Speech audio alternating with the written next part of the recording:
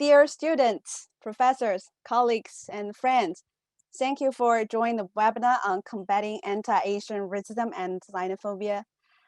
This webinar is a part of university-wide initiative to address the rising violence against Asians in the US and offer support to Columbia University's Asian American, and Pacific Islander community during the challenging time. We're immensely glad to gather this terrific lineup of guests from the leader of student affairs, faculty members, and student representative to discuss the issue of hate and violence, share their understanding, observation, and insights, as well as critical resources from the university. It means a great deal for you to join us at this event. Thank you sincerely. So the conversation will be a moderated discussion followed by a Q&A session. So please feel free to share your comments, submit your questions in the Q&A chat box at the bottom of your screens. So now please join me welcome Josephine Greenwell, Vice President for Student Affairs from the Office of University Life, for the opening remarks of the event. We are very thankful that Josephine can join us this morning and talk about the university commitment to supporting the community and addressing the challenge at the very beginning, as well as action steps and resources and end of the discussion. So Josephine, please. Thank you so much. It's such an honor to be here. And I want to start by thanking the Global Centers, Beijing, and to acknowledge Safwan Masri, who's the Executive Vice President for Global Centers and Global Development, for his leadership, along with the other co-sponsors that came together across the university to organize this event. Today's conversation is such a critical one. In the wake of COVID-19 pandemic, violence and harassment towards Asian and Asian Americans and Pacific Islanders throughout the country have spiked. But anti-Asian racism is not new. Anti-Asian racism has been part of centuries here in this country and has led us to this very moment. Many of us have watched and have been deeply troubled by the headlines of late. Events such like the recent mass shooting in Atlanta and other attacks against members of the Asian American, and Pacific Islander communities have occurred across the United States. According to the Center for the Study of Hate and Extremism, in 2020, they reported incidents of hate crimes against Asian Americans increased by 150%. Almost certainly, many more have gone unreported or have not been categorized as a hate crime. Irresponsible voices have exploited and misinformed Americans about the origins of COVID-19, and in the progress, aggravated the challenges that Asian American, and Pacific Islander communities have always had to navigate as part of their everyday experience in this country. Students have reached out and shared to me personally their concerns and their desire to support the broader Columbia community. Partners across the university have responded to the call for action. Public safety is offering personal safety trainings. Columbia Health and Student Health on Haven are offering support groups. And global centers and ISSO continue to provide opportunities to engage in important conversations such as these and to provide support. These are but a few of the many examples of support here at Columbia for our students and our faculty and staff. I'm honored to introduce today's panel of incredible scholars and experts. In my introductions, although they will be brief so that we can get right to the heart of the conversation, please know that their full bios are available on the Global Center's website, and I do recommend that you please read them. I'd like to start by introducing Dr. Chen Gao, who is a professor of social policy and social work at Columbia University School of Social Work and director of Columbia University's China Center for Social Policy. She is a faculty affiliate of the Columbia Population Research Center, CPRC, and of the Weatherhead East Asian Institute, as well as a member of the Faculty Steering Committee for the Columbia Global Centers, Beijing. Dr. Vancy Tran is an immigration scholar and urban sociologist and serves as Deputy Director of CUNY's Graduate Center. He studies the integration of immigrants and their children, ethnic and racial categories, diversity and intergroup relations, neighborhood gentrification, and urban poverty and social inequality. Dr. Malo Hutson is an associate professor in urban planning at the Columbia Graduate School of Architecture, Planning, and Preservation, and director of the school's Urban Community and Health Equity Lab. And he focuses on community development and urban equity, racial and ethnic inequalities and urban policy, as well as built environment and health. Tiffany J. Huang is a PhD candidate in the Department of Sociology at Columbia University. Her research focuses on race and immigration, examining the outcomes and racialization of immigrants and the second generation, as well as intergroup relations. Our moderator for today's discussion is Dr. Weiping Wu, a professor of urban planning at Columbia Graduate School of Architecture, Planning, and Preservation, and director of the Masters of Urban Planning program. Professor Wu is also on the faculty of the Weatherhead East Asian Institute at Columbia Population Research Center. Trained in architecture and urban planning, Professor Wu has focused her research and teaching on understanding urban dynamics in developing countries in general, and China in particular. It is now my pleasure to turn to Helena Xu, who is the Associate Director of Global Centers at Beijing, to get us started. Thank you again, Josephine. Thank you. We will invite you back to the stage later. So now I will invite Qin Gao, Professor of Social Policy and Social Work at Columbia University and also Director of the China Center for Social Policy, to present her team's recent research work around this issue. So, Professor Gao. Good morning from New York, everyone, and good evening for friends and colleagues joining from Asia.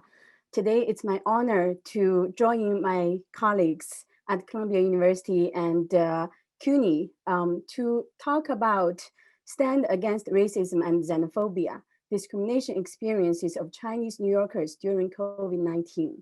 To begin with, I want to acknowledge my excellent research team, our funders, and most importantly, our study participants who contributed their time and energy in this very demanding time to let us learn about their lives. This is a study we have been doing since 2012. It's called New York City Longitudinal Survey of Wellbeing. We follow each cohort for about 4 years on a quarterly basis. So the latest cohort joined last year. In fact, we wanted to launch it in early 2020, but got delayed by COVID. So the fourth cohort joined in June. And we try to use this amazing survey to capture the immediate and long-term impacts of COVID-19. At that time, we realized the Asians are the fastest growing ethnic group in New York City, currently making up 14% of New York City population. And among Asians, Chinese are the largest ethnic group, right now making up about 6% of the New York City population. So we were able to include an oversample of New Yorkers of Chinese descent. And the sample size is 465 people. And today's conversation, today's results are about these over 400 people. We don't still have the statistical weights to be applied to the analysis yet. I'm going to share 3 main findings with you. Finding number 1, racism spiked during this past year. New Yorkers of Chinese descent experienced high rates and different forms of racial discrimination during COVID-19. This first picture shows the percentage of our respondents who said they experienced the different types of discrimination in their everyday life. If you start from the top, 20% said that they've been threatened or harassed. 30% said they've been treated unfairly at restaurants or stores. 40% said people acted as if they were afraid of you, and 43% said they were treated with less respect than others. If we combine all these responses, 57% of respondents experienced any of these, at least one type of this kind of discrimination. That's a very high percentage, over half of us. This next chart shows the forms of experienced discrimination people reported. They vary, but they all reflect racism, xenophobia, and exclusion. Starting from the left side, The first bar, 18%, is the percentage of people who said they were called a racial slur or being harassed. The next bar, 13%, said they were excluded from activities or events. And then next, 12%, someone made a verbal threat. 6%, someone physically intimidated or assaulted you. Someone vandalized your home and car and property, also 6%. So when we combine all these responses, 27% of people said they experienced at least one form of this kind of discrimination experiences. When we ask the respondents what they thought the reasons for these experiences were, most of them said it's because of their race or skin color, 76%. And then 64% said it's because of ancestry or national origin. 31% said because they wore a mask. Remember, this was early next year, mid last year, where it was not a demand from the government that everybody in the US would wear a mask. We also asked the people what other reasons they might think would be the reasons for this discrimination. These are the quantitative evidence they provided: speaking with an accent, working in healthcare sector, coughing or sneezing, the racist rhetoric that is around in the society and from some leaders, hate crimes, and racial profiling. So that is the first finding we want to share: racism spiked. The next finding, second one I would like to share: racism hurt. The racial discrimination experienced by New Yorkers of Chinese descent led to very high levels of stress and vigilance. This chart shows the discrimination consequences for our respondents. Many of them had high levels of anticipatory stress and vigilance. So starting from the very top, 61% said they felt uneasy in public areas or worried about how people might look at them. 65% said they try to avoid certain situations or places because of worries about racial discrimination. And 70%, a very high number, said they worried about them and their families' safety from a hate crime or harassment. When we ask people what comes to their mind when they think about COVID, this phrase on tenterhooks, in Chinese, 提心吊胆, came up most frequently. People said they had lots of pressure and fear. They were worried when going out. They were afraid of being attacked if going out, so they chose to stay home and feel depressed. Mostly people said, I'm on tenterhooks every day. I'm fearful of racial discrimination. And this is perfectly echoed by this recent New Yorker art piece on the cover: a mother with a young child being on tenterhooks in a New York City subway station. And that resonated with so many people of Asian descent, particularly in this context, Chinese descent, young children and mothers who look at this picture and see themselves in this picture. We also see people try to cope, and coping is not easy. Coping brings stress. We grouped the different coping strategies into passive, which are shown by the blue bars, and active, which are shown by the orange bars. We see that a lot of people chose to deal with it passively. So 68% said they accepted it as a fact of life. 66% tried to forget what happened. And 55% tried to keep feelings to oneself without saying anything to anyone. When combined, 92% of people chose to use this kind of passive approaches to cope. We also see many people try to address it actively. 67 people said they talked to someone about their feelings dealing with this experience. 43% sought spiritual support. 40% sought advice on how to deal with this issue. And 33% verbally protested or tried to reason with the attacker, with the offender. So once combined, we see 80% of people used these kind of active approaches to address the racial discrimination experiences they've had. Finding number 3, this has been a double pandemic for some people. New Yorkers of Chinese descent who had material hardship were more likely to experience racial discrimination and had more related stress than those without material hardships. So this hit them doubly hard. 29% of New Yorkers of Chinese descent experienced material hardship. So this picture shows just how many people said they had different kinds of hardships. Starting from the top, 3% had difficulty paying bills, 4% had difficulty feeding them and their families, 7% had financial difficulties, 9% housing, and 16%, most significantly, medical hardships. When we combine all of these, 29% of New Yorkers of Chinese descent had a material hardship. And these people suffered more. Those with material hardship were more likely to experience racial discrimination. In this chart, we have the blue bars representing those without material hardships, and the yellow bars representing those with material hardships. And in each category, each type of racial discrimination, we see those who had material hardships had a greater chance or likelihood of experiencing one type or a combined of these kind of racial discrimination experiences. The first set of bars shows 60% of those who had material hardships experienced at least one type of these 4 kinds of discrimination, compared to 53%.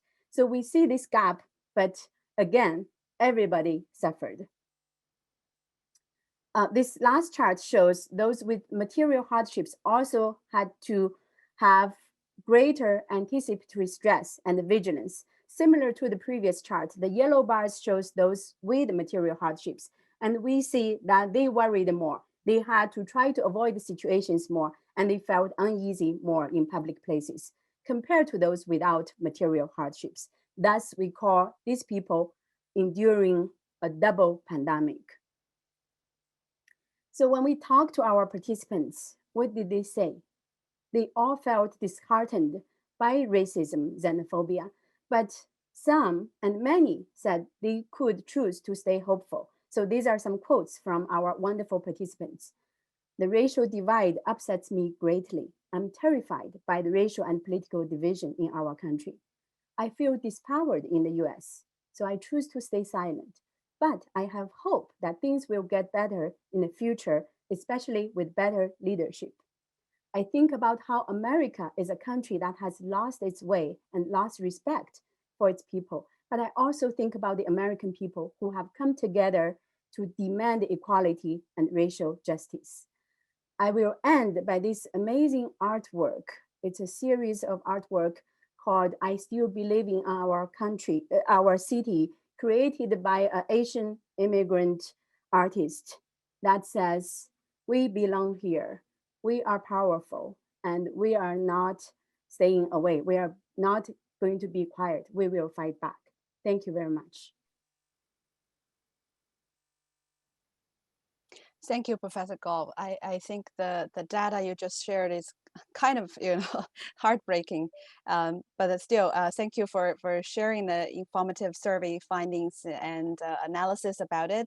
So building on the thinking regarding the real voices and concerns from people in the New York City, it's about right time to transfer to the discussion and hear responses and reflections from our panelists. So now I will turn the stage to Weiping Wu, Professor of Urban Planning and Director of Master Program Urban Planning, to moderate the discussion. Professor Wu, the floor is yours. Thank you, Helena, and then thank you, Professor Gall, for this very timely and insightful study, and allow us to have a view into the situations on the ground. I just want to quickly also provide a little bit of the background for our discussion, that racism against Asian American or Pacific Islander or people from other countries and cultures has its long history, and dating all the way back to the Chinese American Exclusion Act, all the way to the end of 19th century, early 20th century, to the internment of Japanese American during the Second World War, and up to now the recent spike. So some of our panelists will be able to elaborate and provide more insight into the history and complexity of this type of discrimination. And we also know there are structural, also implicit bias against people from different cultural backgrounds and different identity. And that, to say, as much as we are suffering as Asian American and Pacific Islanders, the structural and systematic racism against Black Americans or Americans with Black descent is even more systematic and structural. So we also have Professor Malo Hutson to really, brings us, all of these various forms of hatred and prejudice and discrimination, and to really look at a country that is supposed to be a country of immigrants and melting pot, and the struggles that we experience. So now let me turn to Professor Tran, and then we'll go from there. Okay, everyone, good morning. Thank you so much for having me on this panel. It's wonderful to be back among friends and colleagues at Columbia. Thank you for organizing this very important conversation. And I just want to begin by saying that it really has been a very difficult time for our students, our faculty within the different academic communities, but also beyond across the country. And in so many ways, the negative consequences of this are clear. And you could see a glimpse of that from Professor Chow's presentation on New York City, but that's just a slice of the broader story, which is that across the country, Asian Americans are feeling attacked and feeling very fearful, and this has negative consequences on their physical and emotional health and well-being overall. I mean, one example recently is in California, where Vietnamese Americans nail salon owners receive hate letters, every single one of them across the entire state. And this is standing in contrast with the fact that the Asian American community rallied at the height of the pandemic to contribute, in particular, this particular sub-community, $30 million in PPE to help the state. So this disconnect, if you will, on the one hand of our claiming our place as Americans and doing our share as Americans and being treated as the outsider is at the crux of the problem that Asian Americans are feeling at the moment. One example of this is obviously the ways in which Asian Americans have been invisible in national debate, but also in debate on race and racism. We are stuck in between, if you will, two very different ways that the American society is often being portrayed. On the one hand, we have the privilege of whiteness, which Asians lack, and Asians also lack the historical legitimacy of Blackness, given the historical legacy of slavery, and therefore we cannot fully claim that we are systematically excluded in quite the same way. And yet that does not mean that Asian Americans are not in some ways often marginalized. And this marginalization is actually manifest in one very particular way. It is our invisibility and our silence within the mainstream, in the media and beyond. This is why this moment, as far as I can tell, is actually a great opportunity. And this is the only silver lining that I can see from everything that's happening right now. It's an opportunity for three different reasons. One, for the very first time, actually, Asian Americans are now at the forefront of the national debate about racism and prejudice. And this is important because for so long we have been invisible, and now we are visible for the very first time and vocal for the very first time. I was very impressed by the younger activists from various Asian American backgrounds who have rallied across ethnic lines within the Asian American communities, but also across racial lines in solidarity with African Americans and other Latinx groups. And this is actually the beginning of what I call the moment of political awakening among the Asian American community. And this has important consequences because we're seeing now some slight movement going along the lines of legal actions and possibly policy change at the highest level. For the first time, we might be able to pass a bill on, well, recently passed in the Senate called the COVID-19 Hate Crime Act. And just to put this into context, 92-6 votes in Senate. This is as bipartisan as you could get. Now, no doubt, because one of the Senate leaders on the other side of the aisle is married to an Asian American, Chinese American woman, and therefore it is closer to home. But still, this is really the very first time we see this type of support, if not outpouring support. And I think that really is very, very hopeful in this moment. We also see a lot of elements that I think need to be surfaced, and hopefully Tiffany and Malo can speak to this more. One is the tremendously gendered dimension of this victimization that we have seen, right? Overwhelmingly, the hate crimes that we saw have been against women, Asian American women. In fact, my own sisters told me for the first time that they're afraid of taking the subway, not because of the virus, but because they're afraid of hate crimes. Now think about it for a second, the contradiction in the statement, right?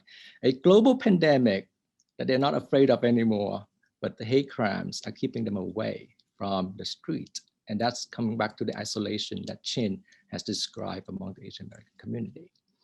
The other thing I want to say is that there's also an element in this moment, I think that's important to recognize, and that is the rise of China as a potential superpower on the world stage. And this is triggering a lot of negative reactions on the part of US Asians and US Asian Americans, but also the broader American public. So we're caught, if you will, between, Asian Americans are caught between the rise of China on the one hand and the US on the other hand. And this is extremely reminiscent of the Japanese internment experience of the 1940s, right? Whereby obviously when you have two global powers at war with each other, the group that's most at risk will be the group that happen to be the US-born Asian Americans in this country.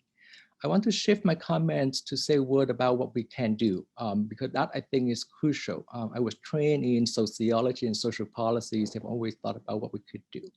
I'll leave the kind of legal / political / advocacy aside alone for now, because we know what's happening already at that level. But I want to bring this closer to home, to Columbia, to New York City, but also to higher education and what we can do as a community. Here I would be somewhat critical, but will be hopefully constructive in my comments.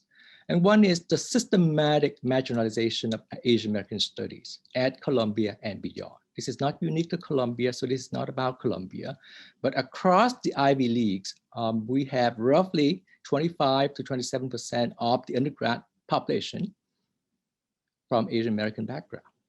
And yet when you look at the study of Asian Americans at all of these universities, only 2 programs established formally Asian American Studies program, and that is Cornell and Penn. I'll come back to Penn for a second later on. But we don't have the resources to do the research that we need, just like what Chin is doing, to provide the data to show that this is a real problem. And the lack of data, by the way, is a serious issue that impedes our ability to advocate successfully for change.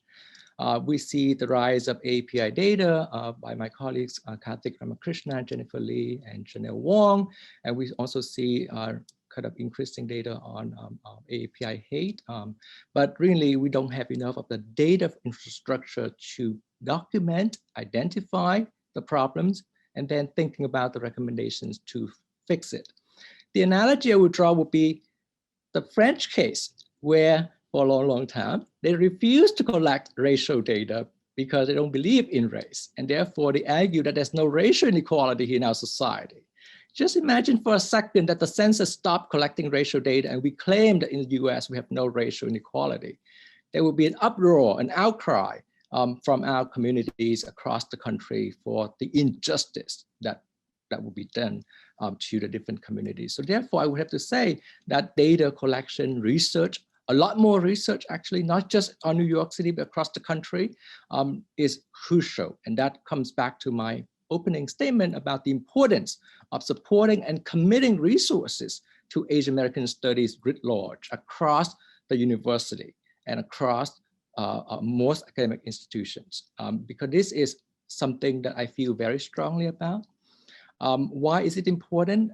Because our students are desperate for the type of mentorship, the type of courses that would help them understand their own ethnic history and their own biography. And we are failing desperately in providing it.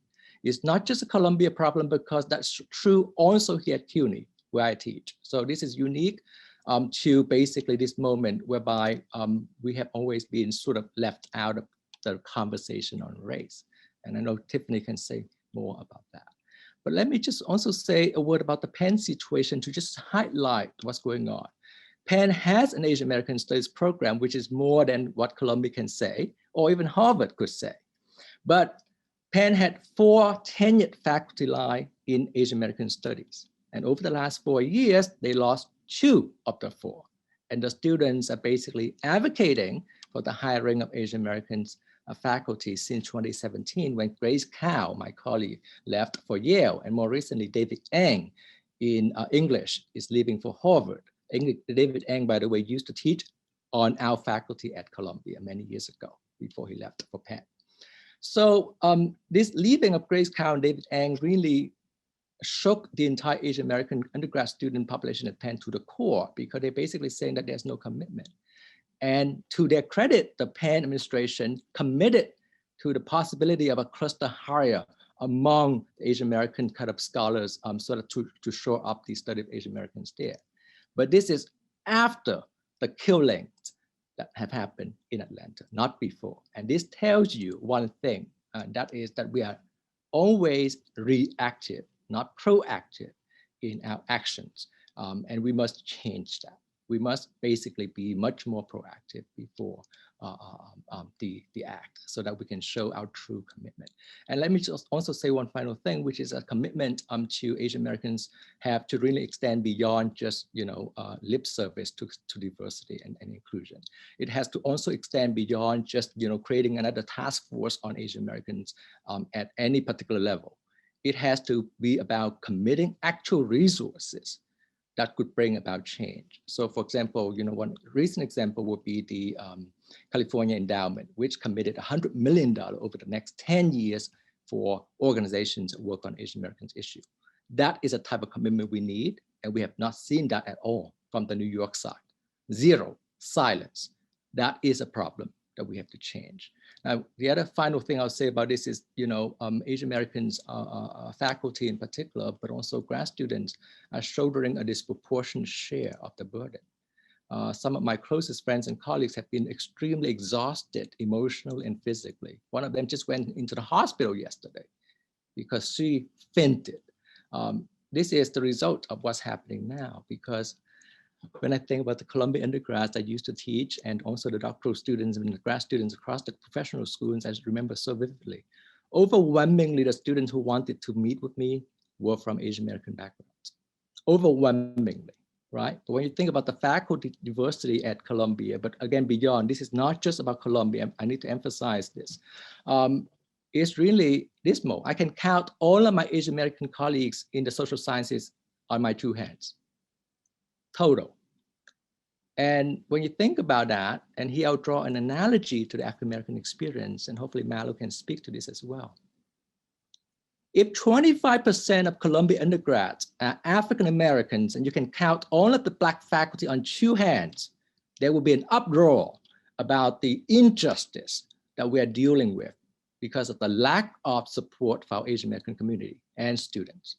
But there's no such uproar anywhere, from CUNY to Columbia to Harvard to Penn, a little bit at Penn, as I described. This is a problem, and this is part of the silencing and the invisibility that I opened my statement with. This is a pattern of that invisibility that we must change, and change cannot be put on the shoulders of our students undergrads and doctoral students, just like the doctoral students have been basically fighting for a wage increase and the strike that is still ongoing. And I'll leave that to Tiffany to speak more if she wants to. But the problem is we as faculty, as leaders of our university must take that responsibility and that burden away from our students. Back to Penn, the undergrads are basically advocating for all of this work. 2 undergrads just penned an op-ed in the Daily Pennsylvanian saying that we're exhausted because we are a junior and a senior. Why are we in charge of preserving a program that benefit a quarter of the undergrad population in Penn and benefited Penn as an academic institution? This is basically unsustainable, and no one is speaking out enough about this issue. And as constructive as has always been as a colleague and among very, very good colleagues of mine at Columbia, I must speak this truth, because if I don't, I fear that we'll never have that voice, and that I think is so critical. So I'll just leave it at that, and maybe we have more conversations on this in the Q&A, but I'll turn it over to Weiping. Thank you. Thank you, Professor Tran. I think you really have pointed to not just the glass ceiling, it's systematic issues in many places, academia at the center. So let's turn to Tiffany Huang and her work on this topic. Thank you so much. Let me just share my screen. Okay, can you see my slides? All right, so good evening to those who are joining us from Beijing, and good morning to those who are joining us from where it's morning. I want to thank the organizers of this for inviting me to speak on this incredibly important topic. And in the time that I have, I would like to talk about some of the research I've conducted on perceptions of discrimination, and then move the discussion towards thinking about possibilities for intergroup solidarity. Before I get started though, I'm going to start at the end, and I apologize, I'm going to go a minute over my allotted time because I added this slide late last night, but I hope you will allow me this extra minute. So when I first made this presentation, on the last slide, I included a photo of Dante Wright. Dante Wright is a Black man who was killed by a police officer in Minnesota 5 days ago. He had been pulled over for having an air freshener hanging in his car. I put that photo on the last slide as a statement of solidarity from this Asian American woman to say that Black Lives Matter. Tiffany, Yesterday, Chicago police released a video of the shooting of Adam Toledo. The shooting occurred on March 29th in a predominantly Latino neighborhood in Chicago. The video that was released yesterday showed that the 13-year-old child was unarmed and had his hands up when a police officer shot and killed him. I'm starting with this acknowledgement of this senseless act of state-sponsored violence because we as Asian Americans cannot ask other communities to stand in solidarity with us and to care about our pain and grief if we do not stand with them and care about their pain and grief.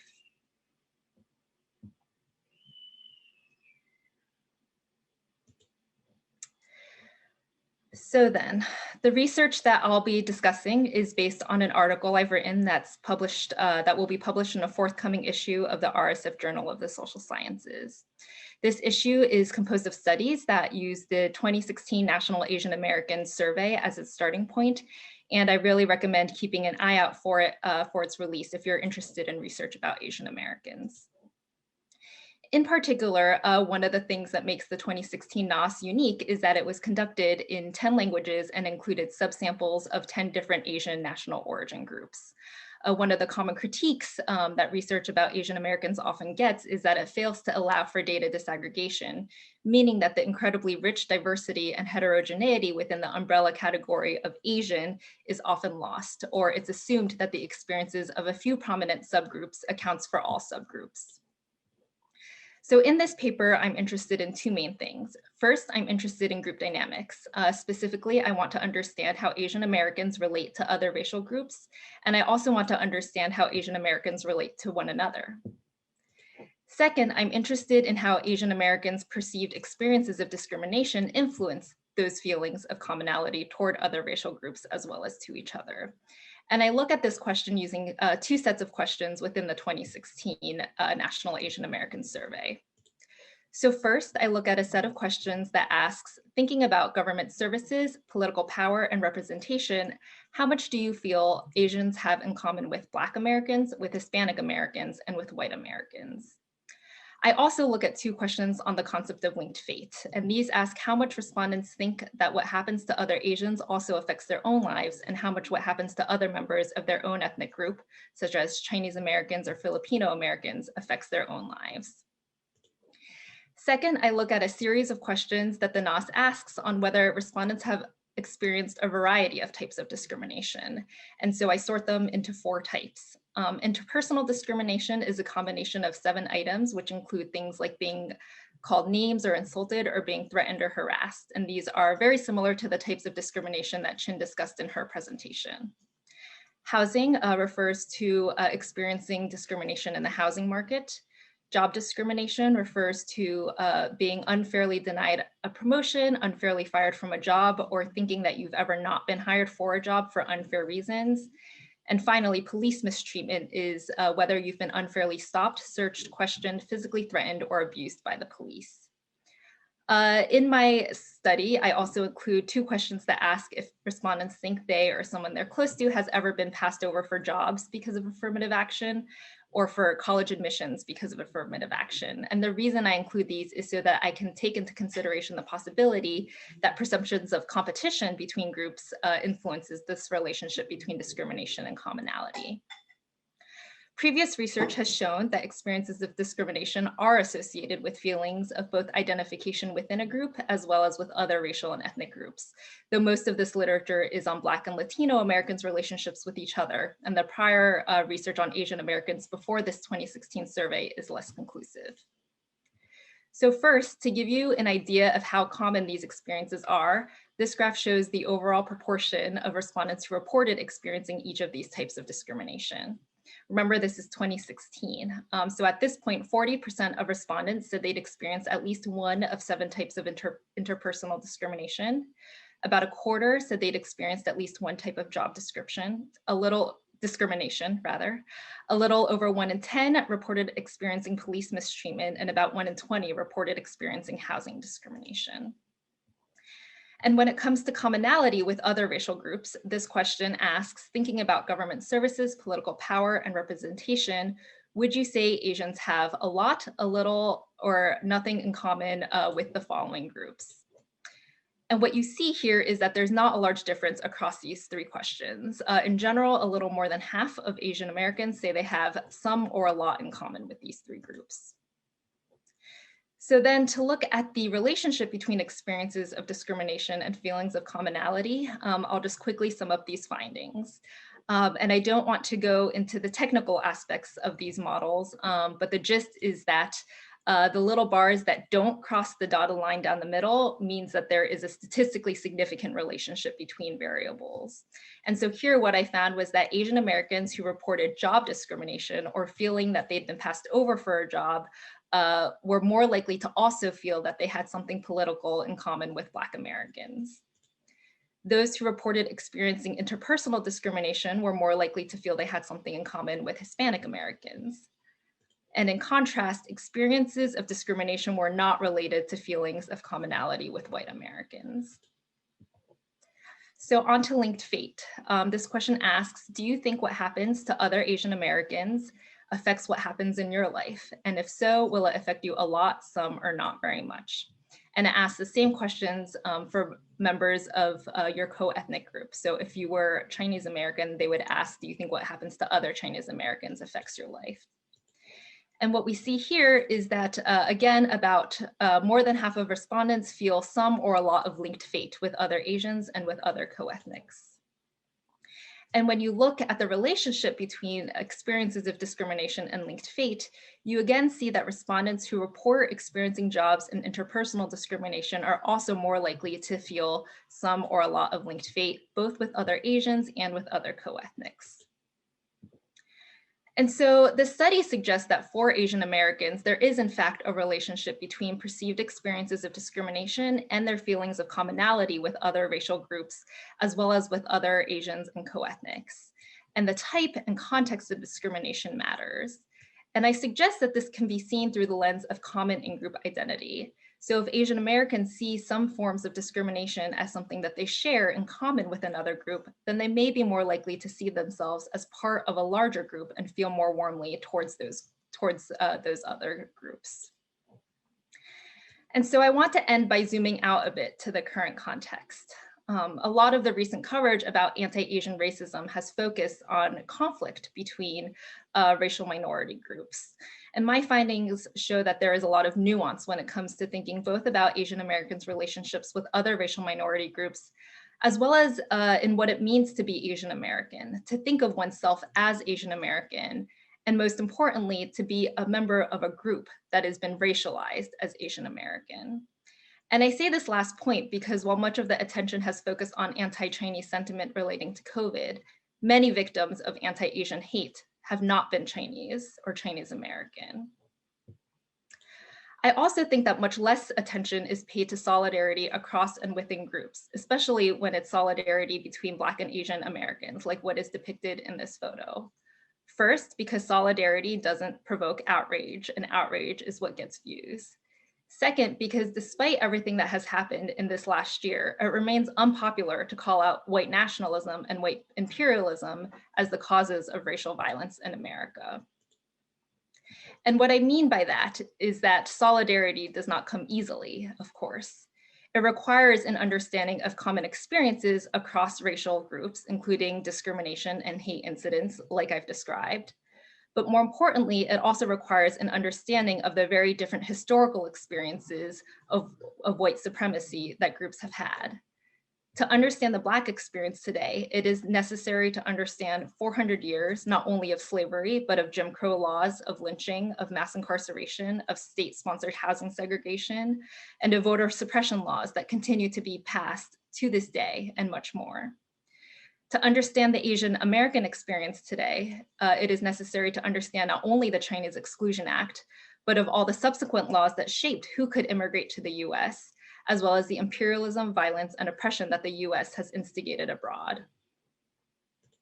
We also have to, of course, understand that attitudes vary within groups, and we do have to acknowledge and understand the tensions that exist between groups and the historical roots of those tensions. But I believe, in part because I have to believe, that if we are willing to put in the work to understand all of these, we can make a better future of solidarity across groups a reality. And so I'd like to leave you with two images. The first, as I mentioned at the beginning, is Daunte Wright. I said that he was killed by a police officer when he was pulled over for having an air freshener hanging in his car 5 days ago. And one thing I'd like to mention is that whereas he was shot and killed after he was pulled over, the white man who shot and killed 6 Asian women in Atlanta, along with 2 other people last month, was taken into custody alive by police. The second image is a mural of Japanese American activist Yura Kuchiyama and Malcolm X that's just a few blocks away from the Sociology department at Columbia. And this mural celebrates their activism and friendship. Thank you, and I look forward to the questions and discussion.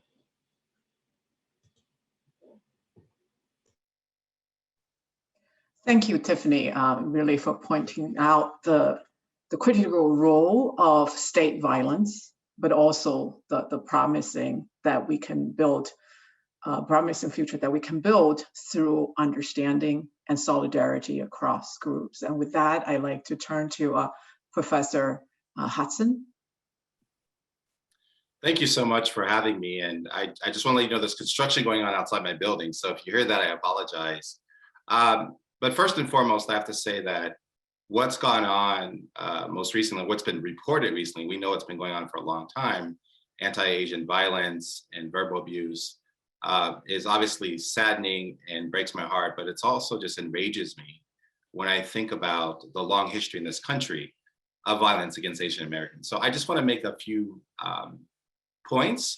One, as talking from my heart and my lived experience of growing up in Southern California, and also as a professor of community development and thinking about solidarity, much like Tiffany just said, and also what was said earlier with Professor Tran. But the first point I want to make is the discrimination and violence against Asians is not new. I don't have to tell you all that, you know this. It's been grossly underreported by the media, by the authorities, and by the victims themselves. But if we go back to what was mentioned before, the Chinese Exclusion Act of 1882, right? Chinese were here and built the Transcontinental Railroad with many other people of color. And then we turned our backs on them and said, okay, now we were going to exclude you. And so you saw a rise in xenophobia, in hatred, in discrimination. And that wasn't enough. Then we had the Emergency Quota Act of 1921. And then the National Origins Act of 1924, which specifically in that act excluded Asians. So essentially from 1924 to 1965, when we had the 1965 Immigration Act, immigration in this country was on a case-by-case basis, and much of that excluding Africans and Asians and other populations that the US didn't deem to have the same kind of rights in this country.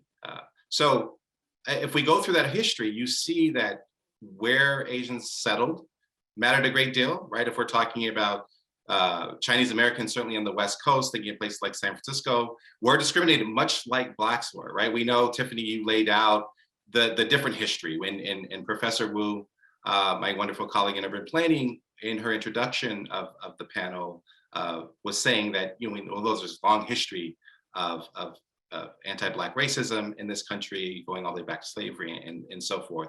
But we can't ignore the commonalities that we all have in common, right? And so if you go through and look at various communities, you'll see this pattern continue on. And let me be a little more specific. The second point I wanted to make is that Asians are not a monolithic group, right? You all know this as well. But in US society, we often just refer to Asians, and we know they're Hmong, they're Vietnamese, they're Filipino, they're Chinese, they're Japanese, and I can go on, and they all have different experiences, right? And so that's something I've seen in my own work, growing up in Southern California, but also being a professor of community development, of understanding the lived experience. And just like Tiffany, your data is showing of housing discrimination, of work discrimination, of people feeling that they have more things in common with Blacks than say with other groups. So I've seen that in Los Angeles. I've seen that in Northern California, in the Bay Area, and I apologize for the noise. And so you see that. There literally are racial restrictive covenants where it would permit homeowners from selling to Blacks or even to Asians, right? And when I was a professor at Berkeley, there was lots of documentation of homes right next to the University of California at Berkeley that specifically in the documentation said you could not sell to Asians, or there was very explicit about anyone who was non-white, right? So you see that there. But more importantly, throughout history, whether it be with the Japanese internment camp with Executive Order 9066, which President Roosevelt, then we rounded up Japanese, put them in internment camp. Japanese Americans, we took their businesses, we took their houses, we made it very difficult for them to get education. So all of these have implications. But when Japanese then returned after World War II, or long after they were out of the internment camps, they went back to many of their older communities. And many of those communities were then occupied by Black Americans and other people of color. And so they built relationships there. So we don't talk about those narratives, and we need to. Also, we don't talk about, Tiffany, you talked about American imperialism, right?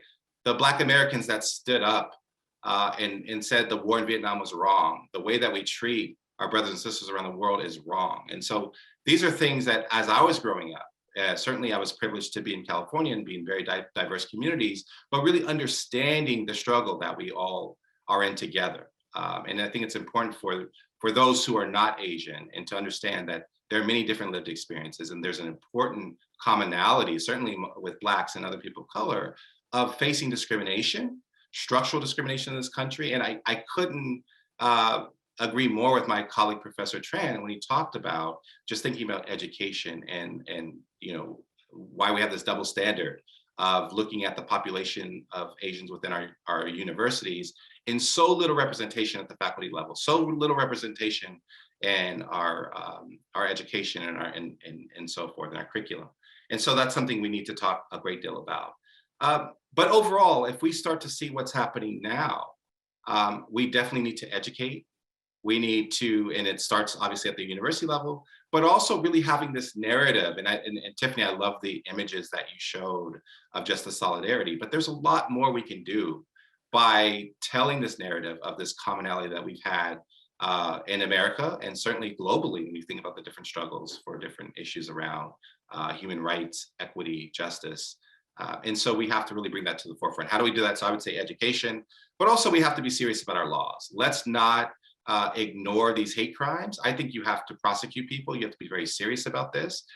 We had a president that was a blatant racist, and people thought it was funny. People didn't take it. I mean, so I don't know what took so long for Twitter and all these other social media companies to step up and ban someone like that. But and so this is what you start to see, right? And I'm so proud of Professor Gao and colleagues for the research that they've done, because what they're showing is what's been happening for a long time, right? But it's going back to what my colleagues have said. We need the data, we need to document this, and then we need a real plan forward of how do we really make the kind of structural change that we need to see. So I would call on my colleagues who are not Asian and to stand up with our brothers and sisters in solidarity, to speak out, to not ignore these issues, because this is exactly what has happened to other people of color in this country, and certainly with Black Americans, and to tell that narrative of housing discrimination, of violence. And it breaks your heart when you think about families and children and seeing the fact that many women are afraid to be out, to be alone. And that's something that, in my work, I focus on healthy cities and thinking about community. And that's something that we have to change and we have to do more. And I couldn't agree more with my colleagues by saying, New York City is a global city. Columbia is an elite university. We need to step up and lead the way in addressing these issues. We need to make real commitments that show that we not only are talking about these issues, but we really care about these issues and we're committed to making structural change. And so, I'll shut up now because there's many people much smarter than me on this panel, but I will just say with my lived experience in California, given the work that I do, I can't stress enough for us to understand this history that we have together, right, of discrimination, of our struggles. And not only, I know much of our conversation is here in the US today for obvious reasons, but also the global struggle. And as we start to, go deeper through history, you'll see that we have these beautiful connections with one another. And so, I love growing up the way I did, and I want everyone to have that experience. And so I just want to say thank you for having me, and I look forward to the conversation.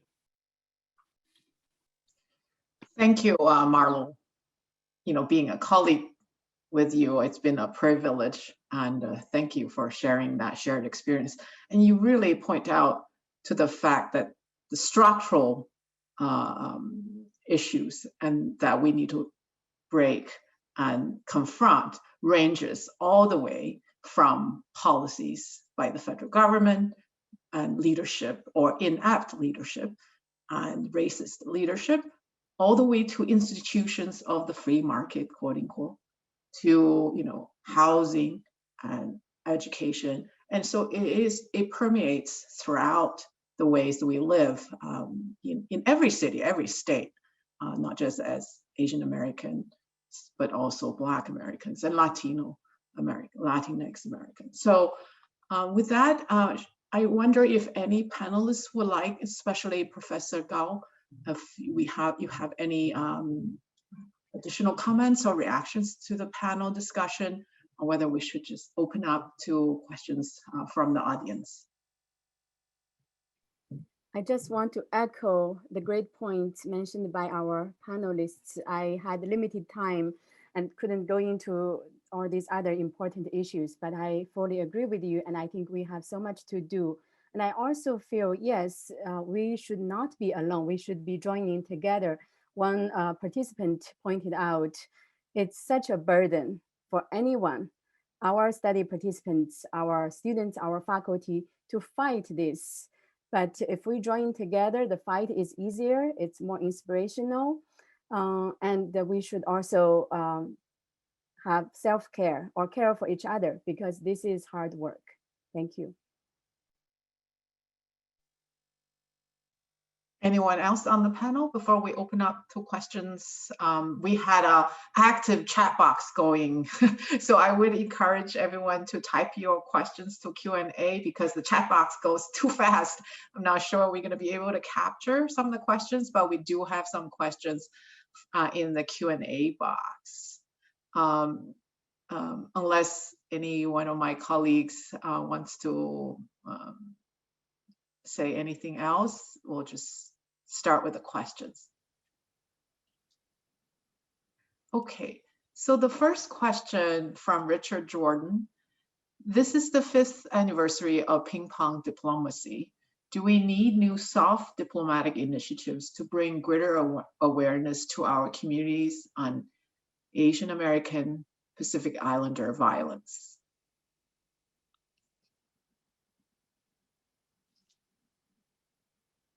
Well, I would just say that's not soft or hard that we are looking for, but it's more important that we recognize that Asian Americans are Americans. This is a very important point that keeps, getting repeated.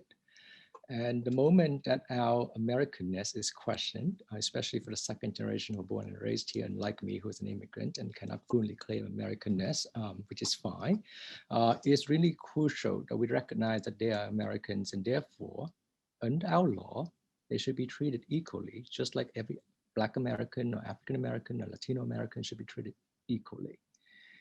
The humanity of all Americans should not be used or exploited for the sake of diplomacy or international gains. That's my strong opinion. And that, I think, is where our policies have to be based. So, in any given policy or law, there is always a human element, and that is where we must begin. And that comes back to the point that Malo and Tiffany both made so profoundly, which is the shared humanity across the different racial groups, including white, I must emphasize. And that solidarity is crucial. And here I would just add a final footnote.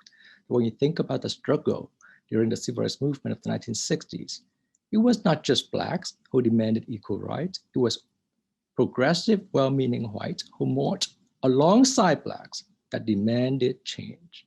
So we have to really build our alliances and coalitions across race and ethnic and class and other types of identity lines so that we can achieve a more inclusive future.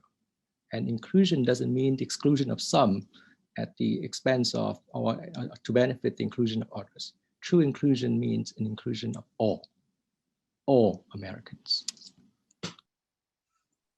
Yeah. Sorry. Go ahead, Tien. Yeah. I would like to add to this discussion. Ping pong diplomacy is a milestone in the relationship between the two countries, China and the US. Professor Wu and I both are public intellectual fellows of the National Committee on US-China Relations. And our mission, together with our peer fellows, is to promote dialogue and communication and understanding between the peoples of these two great countries. Stereotyping any group, any country doesn't work, and will only infuriate or only add to hate and division. So what we, I think, should be committed to is to promote the kind of diplomacy that would build relationships, improve communication, improve understanding, help us see each other as human beings, see our shared and unique humanity. I think that's needed, especially seeing or portraying the threat of the rising China. I think China will continue to rise or pursue its position in the world. It could be another country like what we had in the history, Japan, Russia. I mean, many countries emerged. So I don't think that should be the reason. And that should be part of this shared communication, understanding, so that we see each other and we are not divided. We don't stereotype people. I think all our panelists today and many in the audience are products of communication, of collaboration, especially in the fields of education. So I think we should promote that. Thank you. So the next question from Catherine Chen, I have a follow-up question on the difference in the public's response about Black Lives Matter and Stop Asian Hate. How do you view this difference in response in this generation of young adults, teenagers, when a lot of them living in cities have Asian American or Asian friends or acquaintances? I observe this trend through their lack of advocacy of Asian rights on social media. I'd like to speak to this question. Thanks for asking it. I think it's really important. Two observations I would make in response. The first is that I think despite some of the very recent attention to some of the most visible violence against Asians, specifically the Atlanta shooting, there is a general lack of awareness that this has been happening. I think for many people, Atlanta was the first time that they had thought of this, even though many Asian Americans have been shouting about increases in violence ever since February of last year, when the pandemic first took hold in the United States. And I observed this myself when I talked to my friends and family who are not Asian. And when I say, did you hear about this or that happening? They haven't heard it. I think my Asian American friends and I are much more aware of everything that's been happening in comparison to other groups. And so I think that's a large part of it, is that only the most visible violence gets attention, and many people are simply not aware. The second thing I would want to observe is that although Black Lives Matter protests really gained a huge amount of attention starting last summer after George Floyd, keep in mind that Black Lives Matter protests began in 2014 in Ferguson, and it has been years and years of activism and organizing that sort of culminated in the summer of protests across the country that we saw last summer. And so I think that also accounts for some of the differences that we might see right now, whereas perceptions of anti-Asian violence are very new and still growing. And whereas attention to Black Lives Matter has been increasing, and they've spent many years being sidelined, being marginalized, despite the incredibly important organizing that they've been doing, and with a lot of negative media attention to them as well. Thank you, Tiffany. In the interest of time, I'm just going to read one question from one person to ask. So I'm going to move on to a question from, I can't tell the person's name. In your discussion, you mentioned the inactivity of Asian Americans when confronted with problems of racism, specifically how we are reactive rather than proactive. Much my opinion is anecdotal, but I am nonetheless curious as to why that is the case. A large amount of Asian Americans I know are extremely career-driven and have statistically opted for studies in STEM rather than the humanities. Do you think the career above all culture disincentivized political proactivity? So I think this is a misperception. That's the first thing I want to point out. Asians are incredibly diverse in terms of ethnic background, generational background, and various forms of human capital. So there's a clear distinction between first and second generation, meaning foreign-born immigrants and US-born children of Asian immigrants. And the first generation is often less active, less vocal, precisely because they lack the cultural efficacy and the linguistic ability to be proficient and to raise these issues. Also, they're very fearful. And therefore, they have been silenced for a long, long time. And the underreporting of hate crime is an example of that silencing, if you will. You know, a 75-year-old Vietnamese American woman, you know, was approached and asked, you know, so when someone, you know, called you names, what did you do? Well, she said, I just walked away because I'm afraid for my life. So I wouldn't confront that person by myself. I'm a 75-year-old Asian woman. So I think that's the piece of it. But the misperception comes in because the second generation is incredibly active. And in fact, you look at the moment that we're in right now, the reason it reached the White House and got the attention of our current President Biden was because, you know, Amanda Nguyen, a Vietnamese American second generation, created a very brief video that went viral. And 3 million people viewed it over 24 hours, demanding and asking why is it that we're continuing this pattern of silencing. and the White House press secretary was sort of tagged on that and saw it, and that really brought attention to the highest level. That is an example of the activism that I see that the second generation, the younger generation of Asians are organizing. And also, I should also mention that because the second generation grew up in a diverse environment and have very diverse friendships and alliances, they're also very, very in touch with the interracial solidarity movement. And that also brought a lot of support, again, to the cause that we're fighting.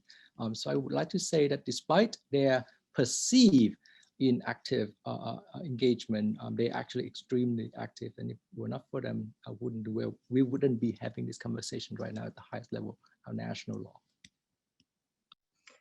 Yeah, in line with that response of Professor Tran, there are a couple of questions about what can graduate students at Columbia can do.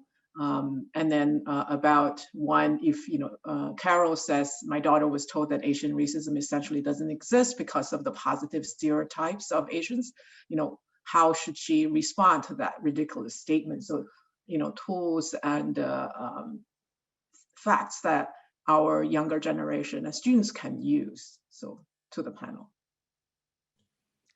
So the question about Asians not experiencing racism because of positive stereotypes, I would refer to what Patricia Hill Collins has said about stereotypes, both positive and negative, which is that they serve as controlling images. So stereotypes serve to control what we think about different groups of people, regardless of whether they're positive and negative, and they're mobilized in different ways, even positive ones, to pit groups against each other. That's something that we often hear about the model minority myth, which is that it's a tool used to suggest that since Asian Americans have been so successful stereotypically, why can't other groups be equally as successful? So I think that's the first thing, which is to think about the role of positive stereotypes. The second thing is to point to the data that does exist. As Professor Tran has mentioned, there is sort of a lack of data and research on Asian Americans, but there is a great deal of data to suggest that not all Asian Americans conform to the positive outcomes that we often attribute to all of them, that there is a great deal of heterogeneity within the group. And then the last thing that I believe somebody mentioned in the chat is the perpetual foreigner stereotype. So in addition to quote unquote positive stereotypes, which I think aren't all positive, there are also negative stereotypes of Asian Americans, and specifically the perpetual foreigner one, as well as I want to add sexualized stereotypes of Asian American women, stereotypes about Asian American masculinity, the one about women in particular, we saw played a role in the Atlanta shootings, despite the official denial that that shooting was race-based. So there's, I think, a lot of things that we can point to as a response. Thank you, Tiffany. So question from Yifan Liao. I also saw APIA data, which showed Asian, Indian, Chinese, Japanese, and Filipino express more hate crime worries than Chinese descents did. So how you account for the deviance of the right target of advocated hate and the real hate crimes? I apologize for the English, I'm just reading it. That is something I haven't read. I think, oh, Professor Tran, you were going to respond. I think to echo what has been said, we need to learn more, understand more, and collect more data, and including quantitative and qualitative data to understand people's lived experiences in this. And the huge diversity within the Asian community is still to be understood and to emerge fully for everyone to understand. From our project, we started with the oversample of Chinese New Yorkers, not because we think this group is more important than others. It's because we had limited funding and this group happens to be the fastest growing. So we made the decision before the pandemic hit. So if anybody in the audience is a funder who would like to see us expand our sample, we welcome your input. Thank you. I just add that, there are many unanswered questions that we don't have the research. So your question is one of those, including some other questions in the chat, right? Why is that it's so gendered? Other than pointing vaguely, stereotyping women of Asian descent, is there more to this? There's a lot more to this, but we just don't have the knowledge and the capacity to address those questions satisfactorily to our capacity. And that's one example. And the broader point I want to make here is this tremendous heterogeneity among the Asian American community that you have seen in Tiffany's presentation. And yet we have no data by and large on each of these different groups on the specific issues that they're facing. And compounding the problem is the differential concentration of different ethnic groups across the different states across the US. And therefore, in New York, Chinese is predominantly the Asian population here, but in other parts of the country, you have more Koreans, more Japanese, and more Vietnamese, for example, in Southern California. So I think that also makes it much harder to do the type of study that we want to do rigorously. And that, again, brings me back to the point that we need support and commitment of funding to fund the type of work that we do, to fund the next generation of Asian Americans and non-Asian American scholars who are interested in Asian American studies.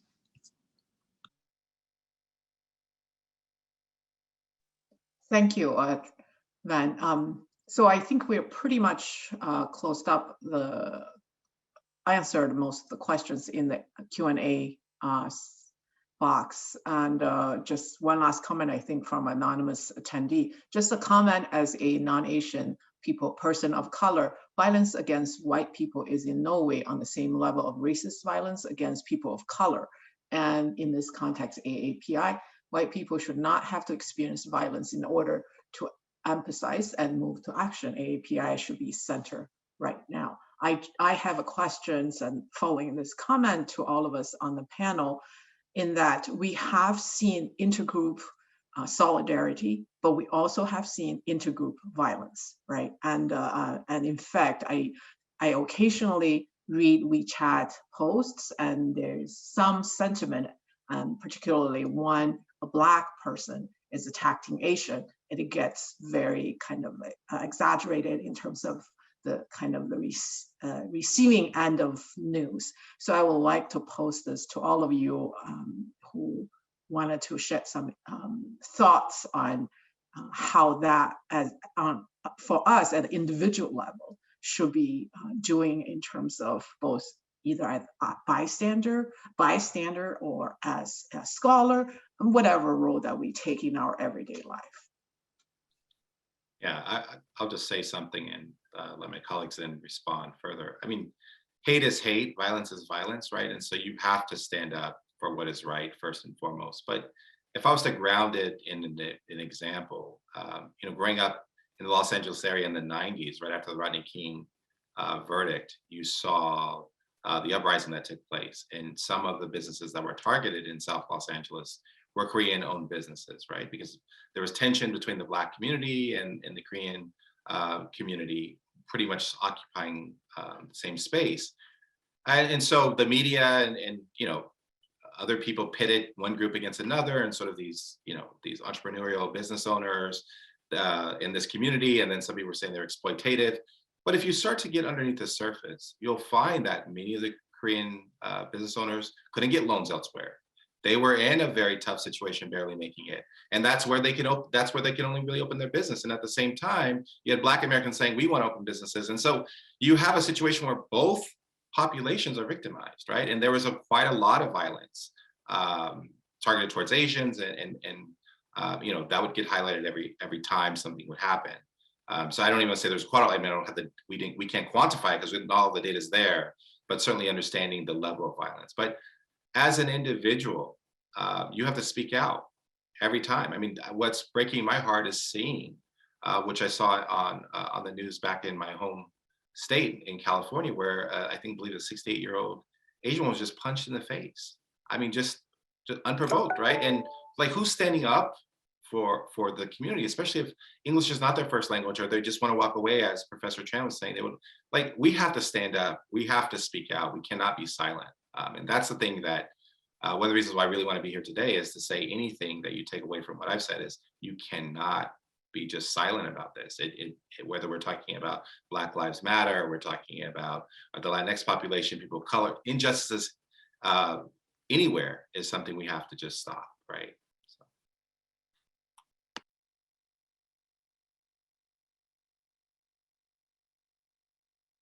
I have so much to say about this, but I just want to be sure that Tiffany and Chin can speak first. All right, I'll go.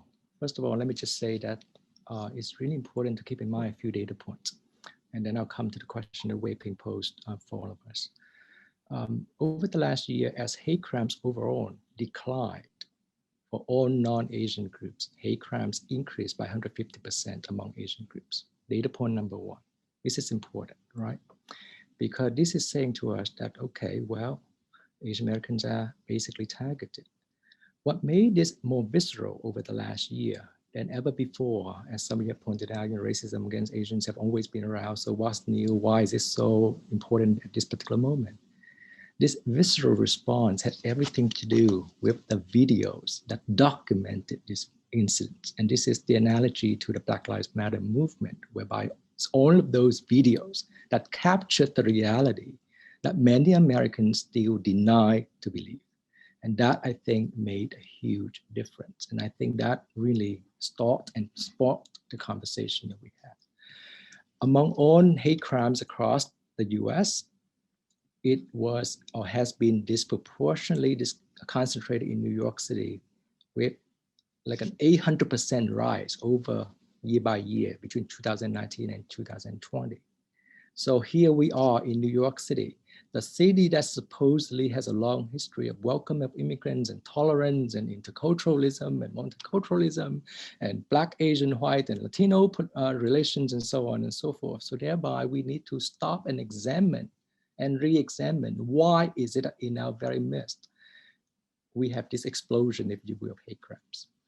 And then one point in the chat box I do want to bring to the fore, which is many observers, including an op-ed in the Wall Street Journal, has pointed out, wait a second, many of these hate crimes against Asians were committed by non-white. So why are you pointing the finger at white supremacy or white racism?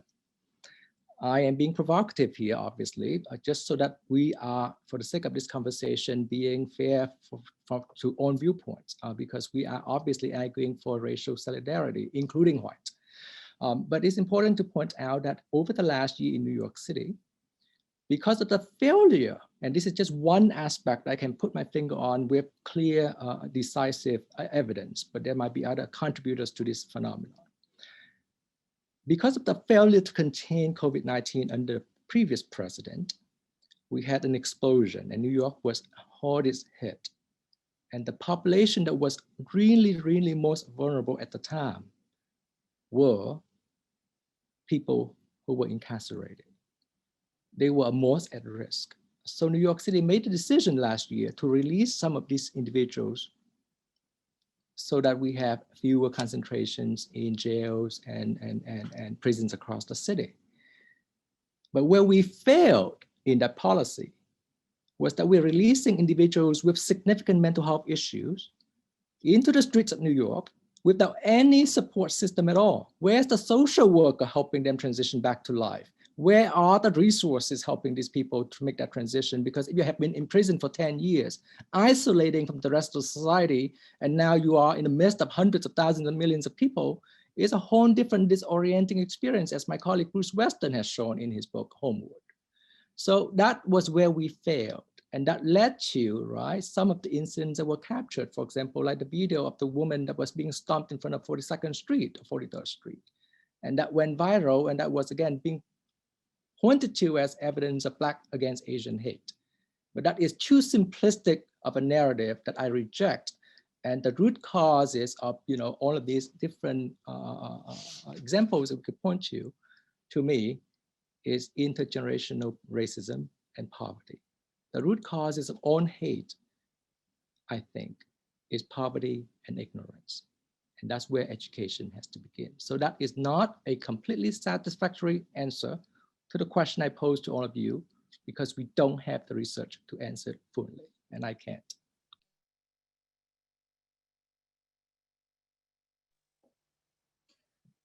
Thank you very much, Malo and Ben. Helena, I think Joseph would like to close this. And then again, thank you everyone for your questions, for your interest, and for sharing your thoughts. And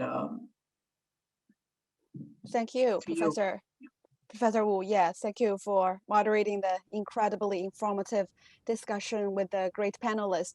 I also want to, before I turn to Josephine, I also want to thank our audience who has shared extremely helpful comments, hard fact and knowledge in the chat box. I'm also a bit of sentimental now reading the comments from another local live streaming platform where a lot of Chinese parents of students who study abroad now share their comments. Like them, the thought-provoking information, personal experience, and understanding shared in the discussion have really casted lights for them and for me on the concerns and the worriness we have around this issue. So I hope the knowledge and data shared will be able to reinforce our collective willingness and effort in fostering an exclusive community and carry on the commitment for a better community in solidarity. So at last but not least, I want to invite Josephine, Vice President of Student Affairs, back to the stage to conclude today's discussion for us. Josephine? Thank you so much. I want to share my own gratitude as well to the amazing panel, to Dr. Chen Gao, to Dr. Van Tran, to Dr. Malo Hutson, and Tiffany Huang for sharing your research, your insights, and your expertise with us, and to Dr. Wu for moderating today's important conversation. I also want to thank the Global Centers, particularly the Beijing team, for organizing this important event, the co-sponsors for their support, and for you, the audience, for your important and enlightening questions. And I want to personally thank all of the students that are out there and all of the work that you're doing, the activism that you're doing in supporting the Columbia community and beyond. As we heard today in today's panel, the work that we're on is to address anti-racism and fostering an authentic inclusion and belonging for everyone at Columbia is complex and challenging, and progress is not linear. Racism and bias may not be experienced or felt in the same ways by different communities, but to make progress, we need to understand the lived experiences of members of these communities, along with the differing histories of racism and discrimination and how white supremacy impact them. The moment we're in is incredibly challenging, but I'm heartened to see the levels of commitment across the university. Faculty experts and leaders like today's panelists, staff who support students ongoing here on our campuses and across the globe, and our students themselves who are activated, organized, and clear on their own goals for change. With that said, we must stay diligent, we must do our individual part, and we must work collectively together to continually to address acts of racism and hate in order to make change. Again, my sincerest gratitude to everyone who participated, and I wish you a wonderful rest of your day. Thank you. Thank you. Thank you. Thank you, everyone.